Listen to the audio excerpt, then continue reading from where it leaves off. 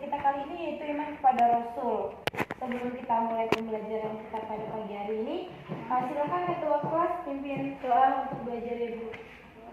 Siap. Ramai. Bismillahirrahmanirrahim. Rabbi sahri sadri wa yassir li amri wahlul 'uqdatam min lisani yafqahul qawli. Rabbi zidni ilma warzuqni fahma. Amin ya rabbal alamin. Assalamualaikum warahmatullahi wabarakatuh. Waalaikumsalam warahmatullahi wabarakatuh. Absen terlebih dahulu ya sebelum masuk pelajaran kita pada pagi hari ini. Raffi, Hadir Bu.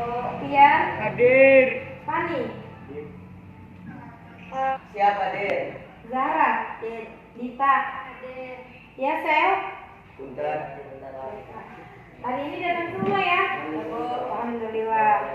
Nah, untuk indikator kita pada hari ini yaitu kita siswa itu dapat menjelaskan pengertian beriman kepada Rasulullah serta sifat-sifat bagi Rasul Allah. Nah, selanjutnya itu menyebutkan contoh sifat-sifat bagi Rasul Allah. Nah, sudah ya. Sekarang kita itu membahas materi tentang iman kepada Rasul.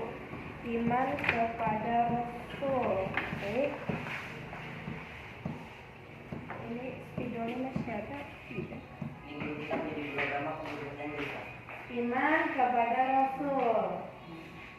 Iman kepada Rasul. Iman kepada Rasul, ada yang tahu iman kepada Rasul itu apa? Kau diem semua? Rukun iman, ya kan? Rukun iman dan rukun Islam. Setiap muslim itu wajib untuk meyakini adanya Nabi dan Rasul. Namun masih banyak orang yang belum memahami iman kepada Rasul dan memiliki arti apa sih iman kepada Rasul itu. Sudah dijelaskan dalam surat An-Nisa ayat 136 yang bunyi ya ayyuhalladzina amanu billahi wa rasulihi wa kitabihi alladzi nazzala ala rasulihi wa kitabihi alladzi anzala min qabli wa man yakfur billahi wa malaikatihi yusalluna 'alan nabi ya ayyuhalladzina amanu sallu 'alaihi wa sallimu taslima. Nah, di situ artinya wahai orang-orang yang beriman, tetaplah beriman kepada Allah dan Rasulnya yaitu Nabi Muhammad Sallallahu Alaihi Wasallam dan kepada kitabnya yaitu Al-Quran yang diturunkan kepada Rasul dan kitabnya diturunkan sebelumnya. Barang siapa ingkar kepada Allah, malaikat-malaikatnya, kitab-kitabnya, Rasul-Rasulnya dan hari kemudian maka sesungguhnya orang itu telah sesat yang sangat jauh. Nah, pertama itu kita akan membahas tentang iman kepada Rasul. Iman kepada Rasul itu berasal dari kata arsala yang artinya mengutuskan.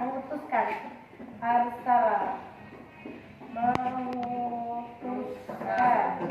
Arsala itu mengutuskan. Sedangkan menurut istilah Rasul itu artinya seorang laki-laki yang saleh dan diutus oleh Allah Subhanahu wa taala untuk menyampaikan risalahnya yang kepada manusia berdasarkan wahyu yang telah diterimanya.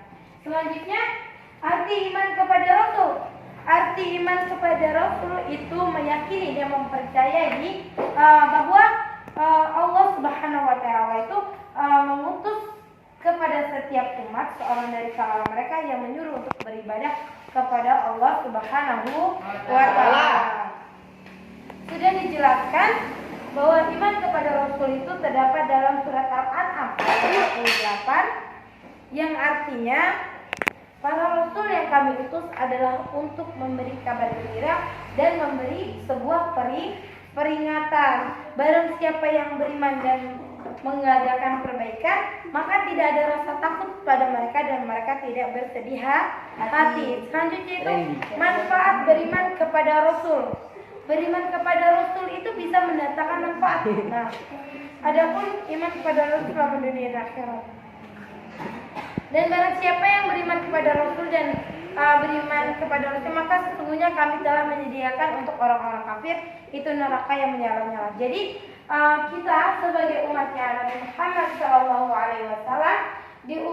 diberitahukan kepada Allah bahwa kita harus selalu beriman kepada Rasul. Contoh salah satu kita beriman kepada Rasul itu apa sih? Salah satunya biasa kita lakukan kegiatannya itu beriman kepada Rasul, yaitu bersolawat itu merupakan sebuah sunnah.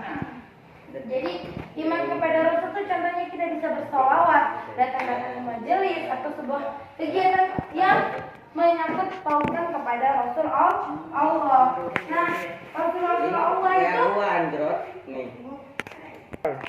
nah, selanjutnya itu fungsi iman kepada Rasul Allah Subhanahu wa Ta'ala. Itu menambahkan keimanan kepada Allah dengan mengatakan bahwa Rasul benar-benar manusia pilihan Allah. Jadi fungsi iman kepada Rasul itu menambahkan keimanan kita kepada Rasul, bahwa kita itu benar-benar yakin bahwa Rasul itu ada. Rasul itu benar-benar utusan Allah Subhanahu wa Ta'ala. Selanjutnya mempercayai tugas yang dibawa oleh Rasul untuk disampaikan kepada umatnya.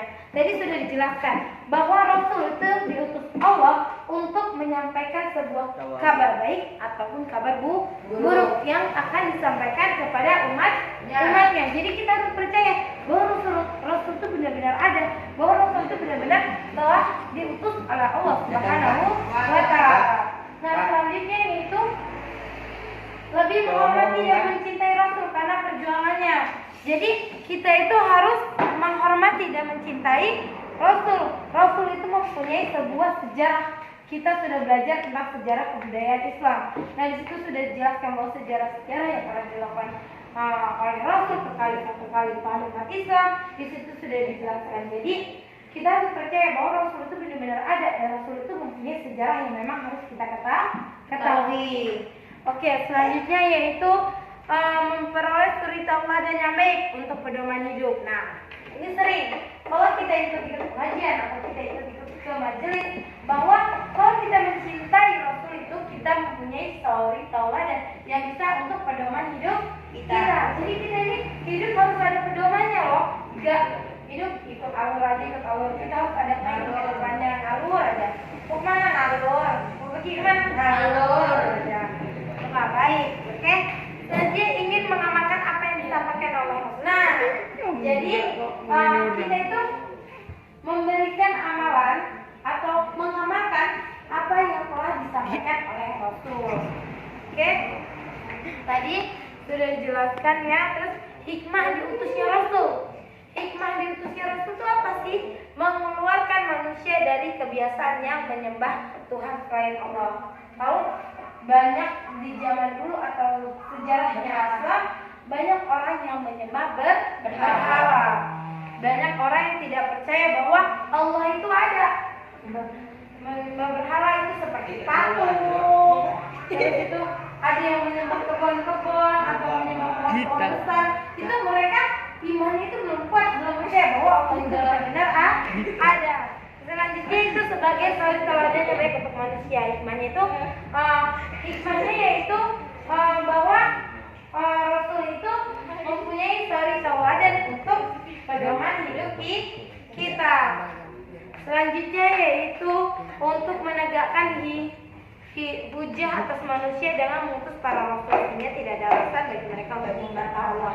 Jadi kita menyembah Rasul itu sebagai hujah atau sebagai perintah bahwa manusia itu tidak ada alasan untuk tidak menyembah Allah Subhanahu wa Ta'ala. Selanjutnya yaitu menjelaskan kepada manusia mengenai masalah yang gaib yang tidak bisa dicapai oleh akal. Tahu masalah yang gaib itu seperti apa? Kira yang ditanya. Selanjutnya yaitu menjelaskan kepada manusia mengenai masalah yang gaib yang tidak dimasuk oleh akal manusia. Jadi biasanya kejadian-kejadian yang dialami Rasul atau malaikat itu biasanya tidak masuk akal oleh manusia. Tapi kita sebagai umat Islam pasti ada pedoman atau ada yang perlu kita tanya bahwa kita hidup di dunia ini bukan cuma Sementara. kita sendiri. Bukan. Kita hidup di dunia ini bukan cuma kita sendiri. Ada yang gaib, ada setan, jin, manusia. Tuh. Itu sudah dijelaskan di dalam Al-Quran. Selanjutnya itu memperbaiki, membersihkan, mensucikan jiwa. Peringati ada hal yang bisa merusaknya. Jadi kita beriman kepada Allah, hikmah yang kita dapat dari beriman kepada Allah yaitu bisa membersihkan, mensucikan diri tentang hal-hal yang memperingatkan kita tentang merusak apa yang bisa merusak atau memperbaiki, atau kita harus tahu mana yang baik dan mana yang tidak baik. Nah, dari penjelasan ibu ada yang ingin ditanyakan atau Ada. ibu atau aku yang nanya atau ibu yang nanya? Dua-duanya. Sudah paham ya? Untuk tugas nanti akan ibu kirim sama ketua kelas dikumpul minggu depan. Untuk materi kita kali ini, oh iya, ada yang lupa apa? Di sini udah pada apa belum 25 nabi? Belum ya? Udah SMP kamu orang udah SMP. Satu. Kita yang satu. Goblok nabi. Ada. Yang itu loh. Ada Idris Ibrahim Ishak. Pertemuan kita kali ini kita tutup dengan mengucap alhamdulillahirabbil alamin. Ibu tutup, wallahul wafiq ila aqwamit thoriq. Wassalamualaikum warahmatullahi wabarakatuh. Kepada ketua kelas, silakan dipimpin doa pulang ya. Semua siap? Siap. Beri salam kepada ibu guru. Assalamualaikum warahmatullahi wabarakatuh. Terima kasih Bu Guru. Doa pulangnya. Semua siap. Semua siap? Berdoa mulai. Bismillah.